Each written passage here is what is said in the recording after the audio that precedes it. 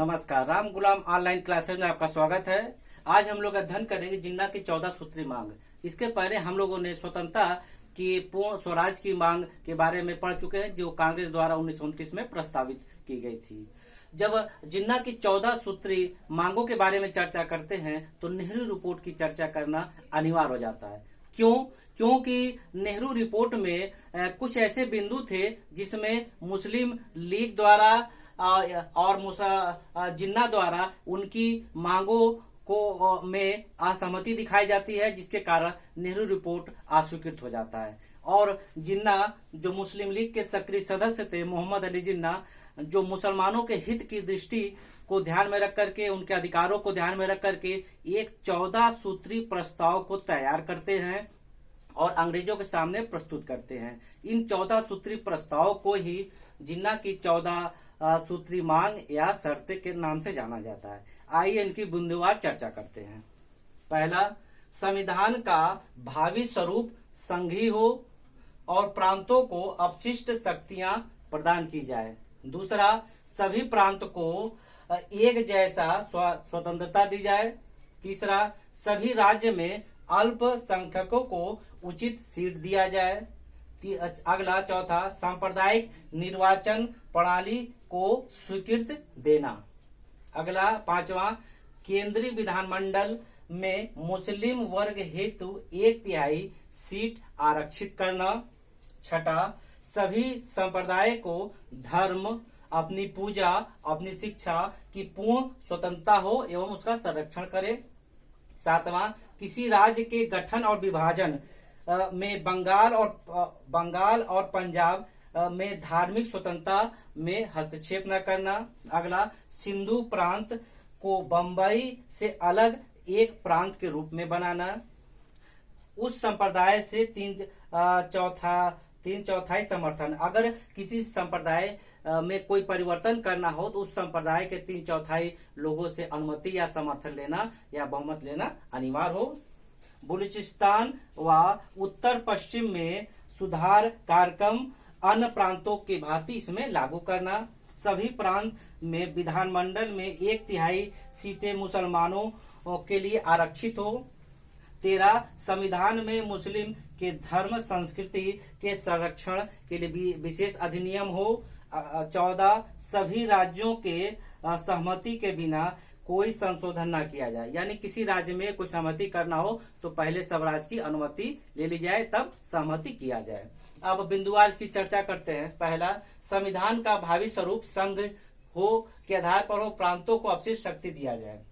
अर्थात संविधान में एक ऐसा हो जैसे भारत में इस समय केंद्र स्तर की सरकार है, राज्य स्तर की सरकार है, उसी प्रकार संघीय स्तर की सरकार हो, जो केंद्र स्तर की सरकार हो, एवं सभी शक्तियां प्रांतों को अपशिष्ट प्रदान की जाए। प्रांतों को भी कुछ अपशिष्ट शक्तियां विशेष शक्ति के रूप में प्रदान की जाए। दूसरा, सभी प्रांतों को एक जैसा स्वतंत्रता दिया जाए। सभी प्रांतों को एक जैसी स्वतंत्रता दिया जाए, इसमें भेदभाव न हो कि इन प्रांत को अधिक अधिकार दिया जाए और इस प्रांत को कम। सभी प्रांत जो भारत के अंतर्गत है सबको एक समान एक अधिकार दिया जाए। तीसरा, सभी राज्य में अल्पसंख्यकों को उचित सीट दिया जाए। जो सभी राज्य है उसमें अल्पसंख्यक यानी मुस्लिमों को उचित सीट दिया जाए, जिसमें निर्वाचन प्रणाली के अंतर्गत वो राजनीतिक संस्था के रूप में, राजनीतिक सीट के रूप में आकर के अपने अधिकारों की रक्षा कर सके। अगला, केंद्रीय विधानमंडल में मुस्लिम वर्ग हेतु 1/3 सीट आरक्षित किया जाए। ये भी था कि जब केंद्रीय विधानमंडल का जो निर्वाचन होता था उसमें मुस्लिमों के लिए 1/3 सीट आरक्षित हो। 1/3 सीट पर सिर्फ मुस्लिम वर्ग के राजनीतिक के इच्छुक लोग ही चुनाव लड़ सके। इसके लिए इससे क्या फायदा होता था कि उनके 1/3 सीट आरक्षित हो जाएगी, जो उन्हीं वर्ग के लोग चुनाव लड़ सकते थे। जबकि नेहरू रिपोर्ट में इसका खंडन किया गया था कि धर्म के नाम पर कहीं सीट आरक्षित ना हो। आगे चलते हैं। आगे है, सभी संप्रदाय को अपनी धर्म, पूजा शिक्षा की पूर्ण स्वतंत्रता एवं संरक्षण की स्वतंत्रता हो। जितने भारत में संप्रदाय है, हिंदू, मुस्लिम, सिख, ईसाई, बौद्ध आदि, सभी को अपने धर्म का पालन करने, अपने तरीके से धर्म पूजा अर्चना करने एवं उसमें शिक्षा यानी उस धर्म की शिक्षा और उस धर्म को विकसित करने में हर विकास की जो परिस्थिति हो वो सहायक हो, और स्वतंत्रता पूर्वक वो अपने धर्म का पालन करते हुए, अपनी संस्कृति का पालन करते हुए, अपने धर्म के विकास के लिए वो उसको उचित वातावरण प्राप्त हो। अगला है, किसी राज्य के गठन और विभाजन के समय बंगाल एवं पंजाब में धार्मिक स्वतंत्रता बाधित ना किया जाए। अगर किसी राज्य का गठन हो या किसी राज्य का विभाजन हो, उस स्थिति में बंगाल और पंजाब में जो धार्मिक स्वतंत्रता है वो किसी प्रकार बाधित ना हो। जबकि होता ये था, कहीं इसके पहले कहीं किसी राज्य का गठन हो, विभाजन होता था, तो बंगाल और पंजाब की विशेषकर धार्मिक स्वतंत्रता पर कुछ न कुछ प्रतिबंध लगता था, जो ऐसा इस प्रस्ताव में नहीं करने के लिए कहा गया है। अगला है, सिंधु प्रांत को बंबई से अलग एक प्रांत के रूप बनाया जाए। जो समय सिंधु प्रांत था उसमें यह मांग की गई कि इसको एक अलग प्रांत के रूप में राजनीतिक दर्जा दिया जाए और समस्त अधिकार दिया जाए, जिसके कारण ये प्रांत फले फूले और विकसित हो सके।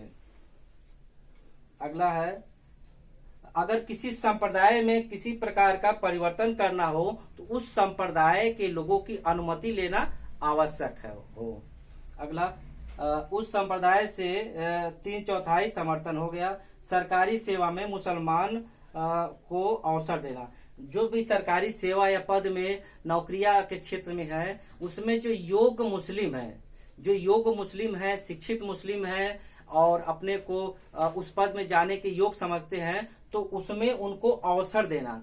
जबकि पहले ऐसा कुछ प्रावधान नहीं था, तो इसमें अनिवार्य रूप से ये नियम लागू करने के लिए कहा गया कि सभी सरकारी पदों में मुस्लिमों को आने का अवसर दिया जाए, उस योग्यता रखने वाले व्यक्ति को उस पद पर सेवा करने का अवसर दिया जाए। इससे ये फायदा होगा कि मुसलमान जब उस ऊंचे पद पर जाएंगे तो अपने धर्म संप्रदाय के रक्षा के लिए, संरक्षण के लिए एक राजनीतिक अधिकार उनके पास होगा। जब राजनीतिक अधिकार होगा तो वो मिल करके अपने जात समुदाय के विकास के लिए, आगे बढ़ने के लिए, प्रोत्साहन के लिए विभिन्न प्रकार का एक अच्छा योजना बनाएंगे। क्योंकि जब राजनीतिक शक्ति नहीं होगी तो कोई भी संप्रदाय को एक प्रभावशाली योजना बना करके लागू करने में विभिन्न कठिनाई आएगी।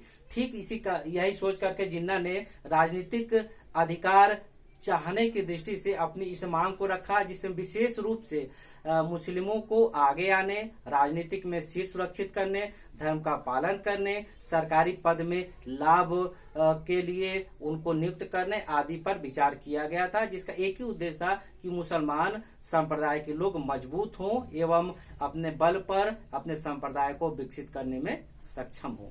आगे चर्चा करते हैं। बलूचिस्तान व उत्तर पश्चिम में सुधार कार्यक्रम किया जाए। जिस प्रकार अन्य प्रदेश में भी सुधार योजना चल रही थी, विकासात्मक कार्य हो रहा था, उसी प्रकार बलूचिस्तान उत्तर पश्चिम प्रांत में भी सुधार की योजना चलाई जाए, विकास की योजना चलाई जाए, जिसके कारण जो ये क्षेत्र पिछड़ रहा है वो क्षेत्र पिछड़े ना और आने वाले समय में अपने को एक अच्छे विकसित क्षेत्र के रूप में विकसित कर सके। आगे, सभी प्रांत में विधानमंडल में 1/3 मुसलमानों को सीट आरक्षित किया जाए। जितने प्रांत, सभी प्रांत में जो विधानमंडल के चुनाव होते हैं उसमें 1/3 सीट मुसलमानों के लिए सीट आरक्षित हो, सुरक्षित हो कि उन सीटों पर केवल मुस्लिम संप्रदाय के व्यक्ति ही चुनाव लड़ पाएंगे। ये विशेष रूप से इसमें प्रावधान रखा गया था। अगला, संविधान में मुस्लिम के धर्म संस्कृति के संरक्षण की विशेष सुविधा दिया जाए और जो संविधान बने तो मुस्लिम संप्रदाय के संस्कृति, धर्म पालन, उनके संरक्षण, सुरक्षा, सहानुभूति के प्रति एक विशेष प्रावधान बनाओ, एक नियम बनाओ कि उनके धर्म और संस्कृति में किसी प्रकार का कोई बाधा नहीं पहुंचाएगा, कोई विकास में बाधक रूप में उत्पन्न अपनी किसी प्रकार के व्यवस्था में उस योजना को बाधित न कर पाए। इसलिए संविधान में ऐसी व्यवस्था हो जो मुस्लिम संस्कृति के विकास में एक अधिनियम लेके आए।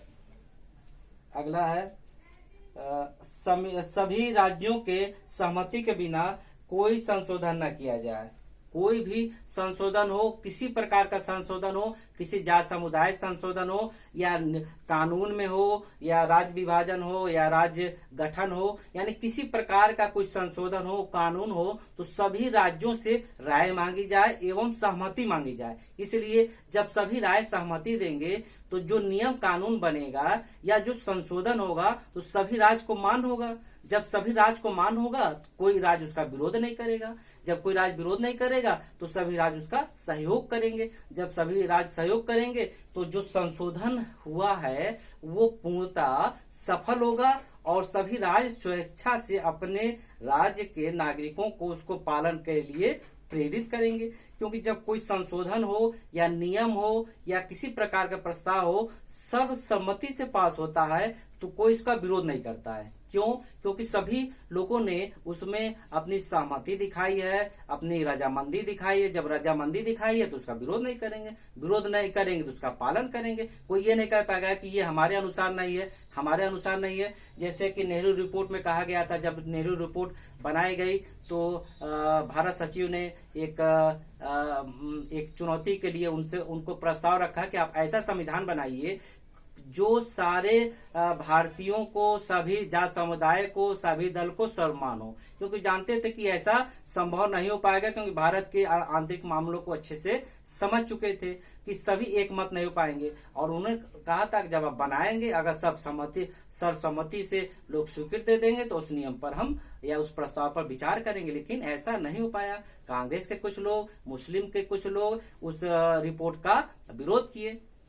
तो इस प्रकार आज हम लोग देखें, जो जिन्ना थे अपने 14 सूत्रीय प्रस्ताव को जो प्रस्तुत किया, उसी को हम जिन्ना की 14 सूत्री शर्तें या मांग के रूप में जानते हैं। इसको 1929 दिसंबर 1929 को जिन्ना ने प्रस्तुत किया। इस प्रकार हम लोग देखते हैं कि आज जिन्ना के 14 सूत्री मांगों के बारे में अध्ययन किए। इसके अगले क्लास में हम लोग जानेंगे सविनय अवज्ञा आंदोलन के बारे में चर्चा करेंगे। नमस्कार।